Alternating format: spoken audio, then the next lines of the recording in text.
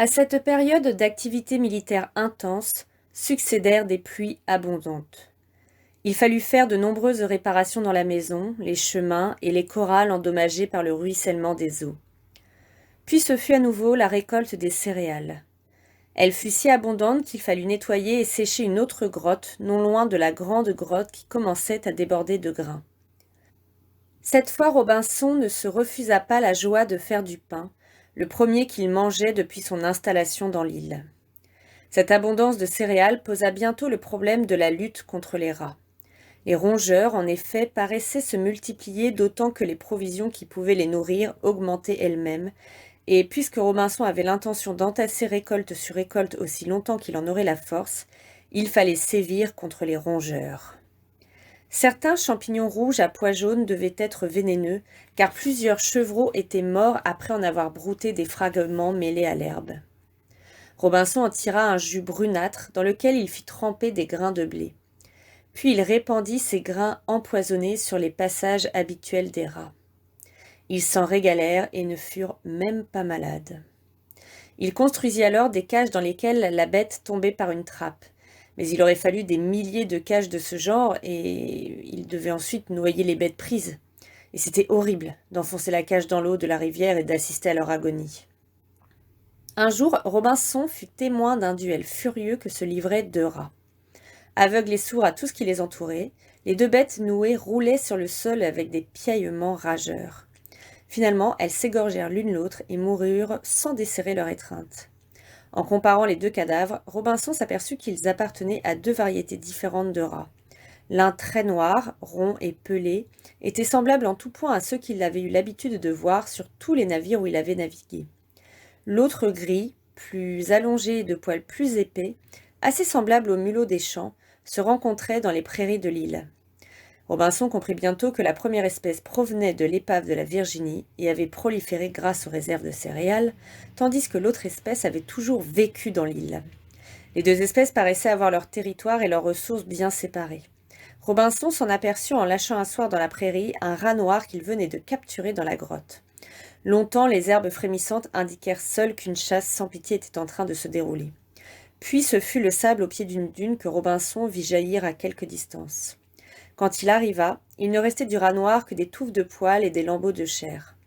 Alors il répandit 2 sacs de grains dans la prairie, après en avoir semé une mince traînée depuis la grotte jusque-là. Ce lourd sacrifice risquait d'être inutile. Il ne le fut pas. Dès la tombée de la nuit, les Noirs vinrent en foule récupérer le grain qu'ils considéraient sans doute comme leur propriété. Les Gris se réunirent pour repousser cette soudaine invasion. La bataille éclata. Sur toute la prairie, une tempête paraissait soulever des petits jets de sable. Les couples de lutteurs roulaient comme des boulets vivants, tandis qu'un énorme piaillement montait du sol. L'issue du combat était prévisible. Un animal qui se bat sur les territoires de son adversaire est presque toujours vaincu. Ce jour-là, tous les rats noirs périrent. Robinson n'avait jamais été coquet et il n'aimait pas particulièrement se regarder dans les glaces. Pourtant, cela ne lui était pas arrivé depuis si longtemps qu'il fut tout surpris un jour en sortant un miroir d'un des coffres de la Virginie de revoir son propre visage. En somme, il n'avait pas tellement changé, si ce n'est peut-être que sa barbe avait allongé et que de nombreuses rides nouvelles sillonnaient son visage. Ce qui l'inquiétait tout de même, c'était l'air sérieux qu'il avait, une sorte de tristesse qui ne le quittait jamais. Il essaya de sourire. Là, il éprouva comme un choc en s'apercevant qu'il n'y arrivait pas. Il avait beau se forcer, essayer à tout prix de plisser ses yeux et de relever les bords de sa bouche, impossible, il ne savait plus sourire. Il avait l'impression maintenant d'avoir une figure en bois, un masque immobile, figé dans une expression maussade. À force de réfléchir, il finit par comprendre ce qui lui arrivait. C'était parce qu'il était seul. Depuis trop longtemps, il n'avait personne à qui sourire et il ne savait plus. Quand il voulait sourire, ses muscles ne lui obéissaient pas.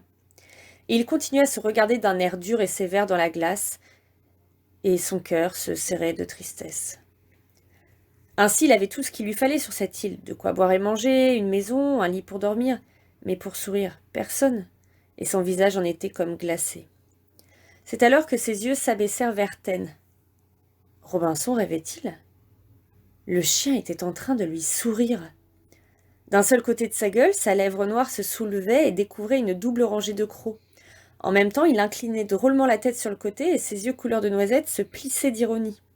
Robinson saisit à deux mains la grosse tête velue et ses paupières se mouillèrent d'émotion, cependant qu'un tremblement imperceptible faisait bouger les commissures de ses lèvres. Ten faisait toujours sa grimace et Robinson le regardait passionnément pour réapprendre à sourire. Désormais, ce fut comme un jeu entre eux. Tout à coup, Robinson interrompait son travail ou sa chasse ou sa promenade sur la grève et il fixait Ten d'une certaine façon. Et le chien lui souriait à sa manière, cependant que le visage de Robinson redevenait souple, humain, et souriait peu à peu à son tour. Robinson ne cessait d'organiser et de civiliser son île, et de jour en jour il avait davantage de travail et des obligations plus nombreuses. Le matin, par exemple, il commençait par faire sa toilette, puis il lisait quelques pages de la Bible, ensuite il se mettait au garde-à-vous devant le mât où il faisait ensuite monter le drapeau anglais. Puis avait lieu l'ouverture de la forteresse. On faisait basculer la passerelle par-dessus le fossé, et on dégageait les issues bouchées par les rochers. La matinée commençait par la traite des chèvres. Ensuite, il fallait visiter la garenne artificielle que Robinson avait établie dans une clairière sablonneuse. Là, il cultivait des navets sauvages, de la luzerne et un carré d'avoine pour retenir une famille de lièvres chiliens qui vivaient sans cela dispersés dans l'île. C'était ce qu'on appelle des agoutis, des lièvres hauts sur pattes, très gros et avec des oreilles courtes. Plus tard, il vérifiait le niveau des viviers d'eau douce où prospéraient des truites et des carpes. À la fin de la matinée, il mangeait rapidement avec Ten, faisait une petite sieste et se mettait en grand uniforme de général pour remplir les obligations officielles de l'après-midi.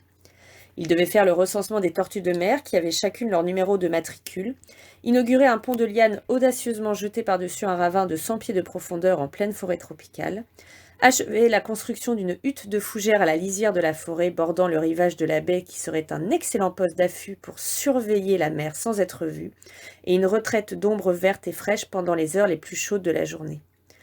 Souvent, Robinson en avait assez de tous ses travaux et de toutes ses obligations. Il se demandait à quoi et à qui cela servait, mais aussitôt il se souvenait des dangers de l'oisiveté, de la souille, des pécaris, où il risquait de retomber s'il cédait à la paresse, et il se remettait activement au travail. C'était donc le 5e épisode de Vendredi ou la vie sauvage, et comme d'habitude, je vous propose 3 questions. 2 premières questions avec des réponses à choix multiples et une question ouverte. La première question que je vous pose, c'est de quel animal nuisible doit se débarrasser Robinson ? De quel animal nuisible doit se débarrasser Robinson ? Est-ce des sauterelles, des guêpes ou des rats ? De quel animal nuisible doit se débarrasser Robinson ? Des sauterelles, des guêpes ou des rats ? Deuxième question. Grâce à Ten, que réapprend Robinson ? Il réapprend à sourire, à crier ou à courir. Grâce à Ten, le chien, que réapprend Robinson ? Sourire, crier ou courir ? Et enfin, la dernière question que je vous pose, la question ouverte, c'est parmi tous les animaux que rencontre Robinson, lequel ou lesquels préférez-vous ? Donc là, je vous demande votre avis. Parmi tous les animaux que rencontre Robinson, lequel ou lesquels préférez-vous ? N'hésitez pas à m'envoyer vos réponses via la messagerie d'Arsène sur le NT. Et je vous souhaite un bon week-end prolongé. Le prochain épisode, ce sera mardi 2 juin.